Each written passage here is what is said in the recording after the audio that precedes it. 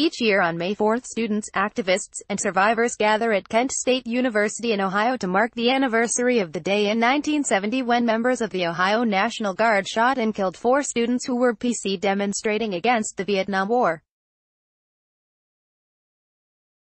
9 students, including one who suffered permanent paralysis, were wounded. The deaths at Kent State did not take place in a vacuum.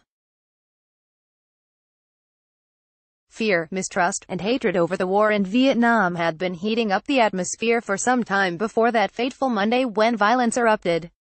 The shootings set off a national discussion about the government responding to protesters with deadly force.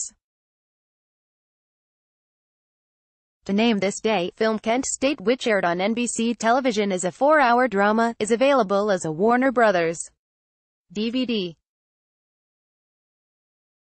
It chronicles the personal stories of the students, National Guardsmen, political figures, and university officials who were caught up in the volatile events from April 30th through May 4th.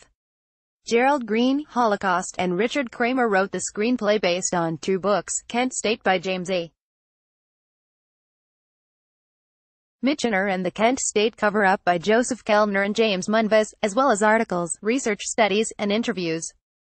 It reveals how public opinion was divided over who was to blame. Some charged that the guardsmen committed outright murder, others argued that the students instigated the violence, still others saw it as an accident.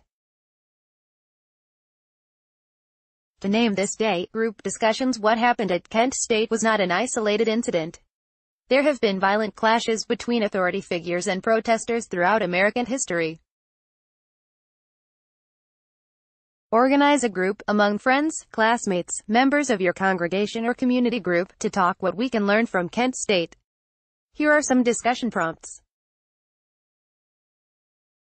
In our time, the 1970 Commission on Campus Unrest, set up by President Richard Nixon after the shootings at Kent State, called for a calming of the rhetoric of both public officials and protesters whose words have too often helped divide the country, rather than unite it. Talk about other incidents in American history, especially in our own times, when reckless and inflammatory language has been used to turn people against each other. Attitudes towards violence. Clarify your attitudes toward violence using the statements below. Rate each on a scale of 1, strongly agree, to 5, strongly disagree. Then take a sampling of responses from your group. A. All human beings are, by nature, violent. B. People are naturally caring and cooperative. Violence has to be taught. C. The police frequently use more force than is necessary to carry out their duties. D. What young people need most to keep them in line is physical punishment. E. Violence can never be used to a positive end, whereas nonviolence can. F. The gap between generational views about the use of violence in heated political situations is troubling. Official violence. The following statement was issued by the wounded students and families of the dead at Kent State. We have become convinced that the issue of excessive use of force by law enforcement agencies, or those acting with the authority of law enforcement agencies, is a critical national issue to which the attention of the American people must be drawn. ...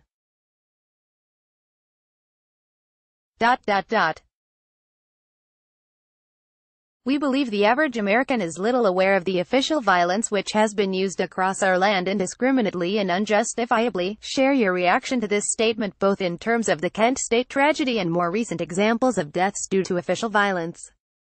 Spiritual practice. In her highly ethical and thought-provoking book Beyond Vengeance, Beyond Duality, Sylvia Clute calls for a compassionate revolution. Here is a spiritual perspective that addresses many of the issues facing us today. Dualistic thinking that pits us versus them, winners versus losers, and insiders versus outsiders, fear-based responses to scary situations, and tremendous energy being expended on building attacks against perceived enemies. In contrast to punitive justice, she advocates unitive justice, which promotes inclusiveness, aims for healing and reconciliation, and desires relationships that are harmonious, equitable, and peaceful. With your group, or in your journal, sketch out a vision for a society based on unitive justice rather than duality consciousness. How would it respond to protests and dissent? How would people be encouraged to respect and protect those with whom they disagreed? As you contemplate your unity with others, remember what Zen teacher Paul